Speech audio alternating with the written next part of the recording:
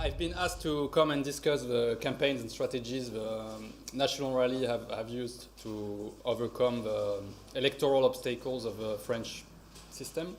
And so the National Rally has had a great success in the last parliamentary elections, where it got 89 MPs, which was a big breakthrough from less than 10 in the previous election.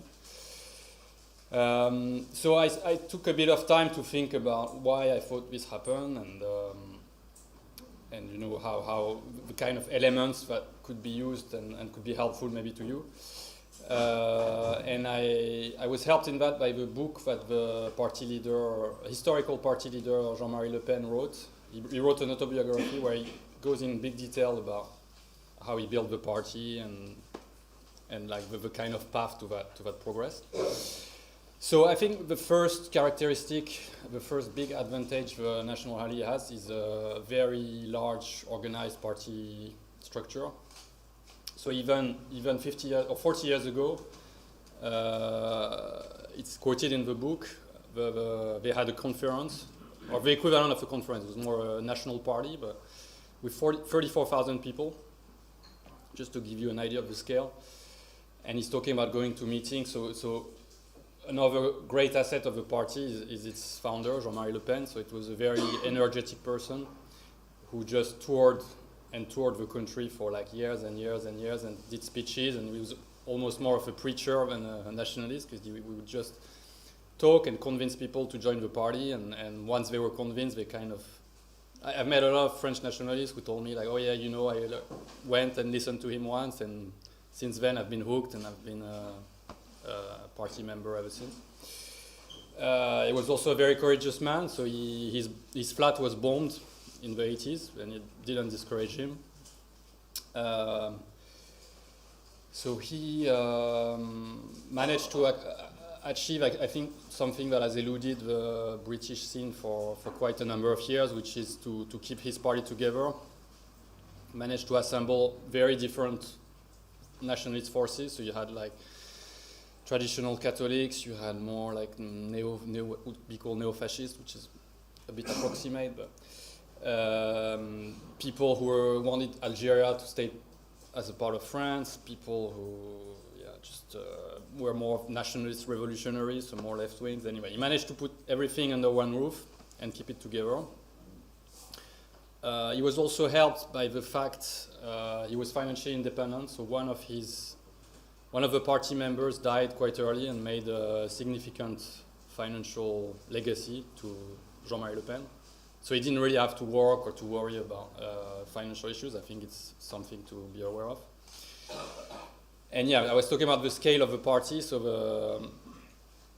the target he had in mind, and I think what he achieved by after 10, 20 years was 100,000 members across 100 branches throughout the country. So it's really a big party, and it achieved that scale well before it had any significant electoral results. So I think you first have to build the instrument, and then you have a chance of competing with the other institutional parties who have a lot of financial means.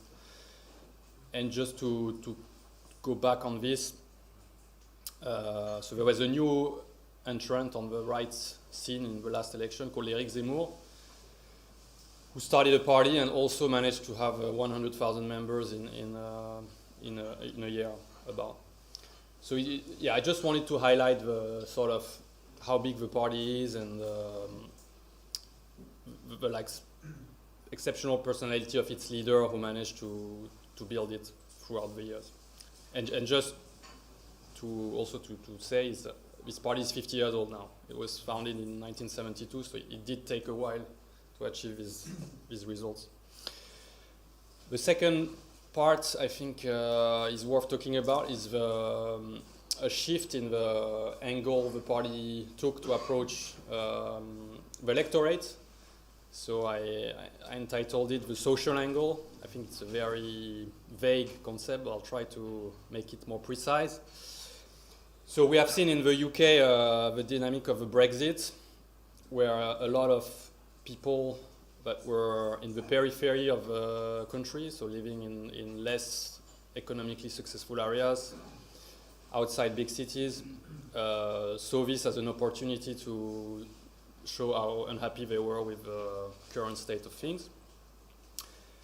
And the National Rally has in a way followed the same direction. It has been very good at using that scale, all these local branches, all these party members, activists, to talk to people that no other party talks to.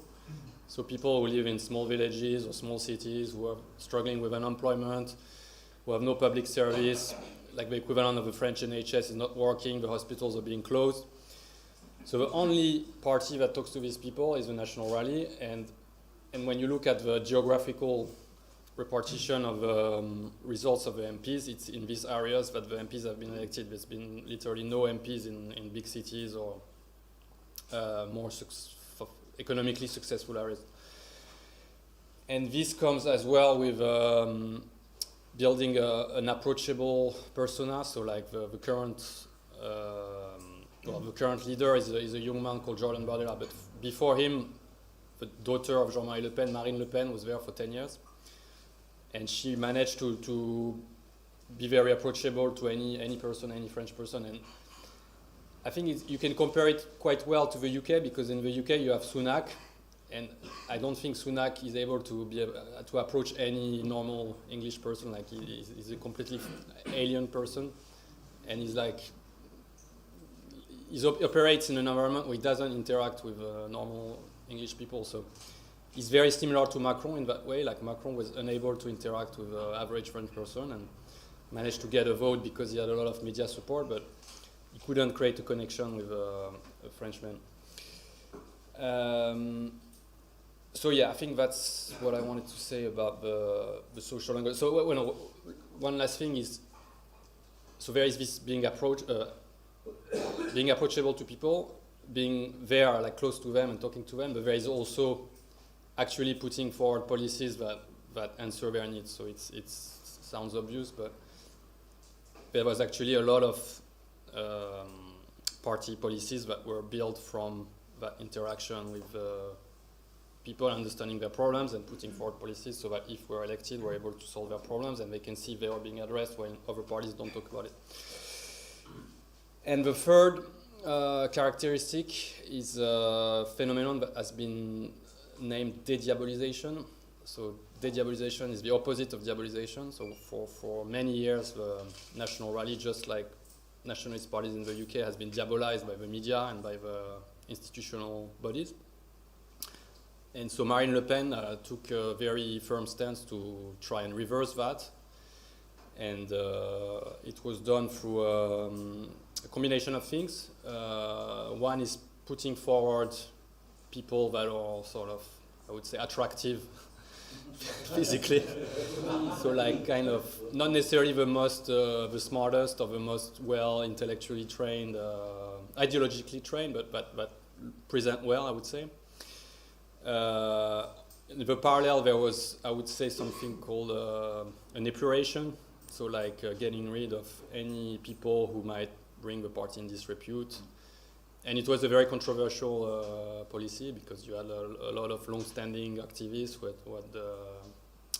contributed a lot to the movement, but the choice was made to not put them forward and focus on the optics rather than some other considerations. And finally, on this de-diabolization, there was also, I think, something that is a bit harder to do, and to be fair, for me, more difficult to accept, but I think it's important I talk about it because it's, I think it's part of their success. So it's what I would call flexi politics. So the National Rally chooses to focus on a number of issues, and then on other issues it kind of lets itself be driven by whatever it thinks the media or the mainstream media is saying. So for example, on Ukraine, like for me the normal policy would have been to be neutral and not to say anything. The party just chose to say, okay, we need to support Ukraine, their sovereignty is being threatened, so it's okay to send weapons, we are not opposing financial aid to Ukraine. On, for example, LGBT issues, basically the party has chosen to completely leave it aside and not to talk about it. So it just considers it's not a priority. And yeah, I mean, what I wanted to conclude on is you have to find the right balance. You have to decide here, because if you put power, getting in power above everything else, you might end up like Meloni, and then you're in power, but actually you don't help your people. So you have to remain true to the original idea that made you want to go to politics, because otherwise it's actually very disheartening to see like some far-right parties getting in power and then not achieving anything. So, but I'm sure you're in good hands. I know all the people that are with you, so I wish you all the best in that British Democrats growth, and I'll try to support you the best I can from where I am. And it was a pleasure to be here today. So.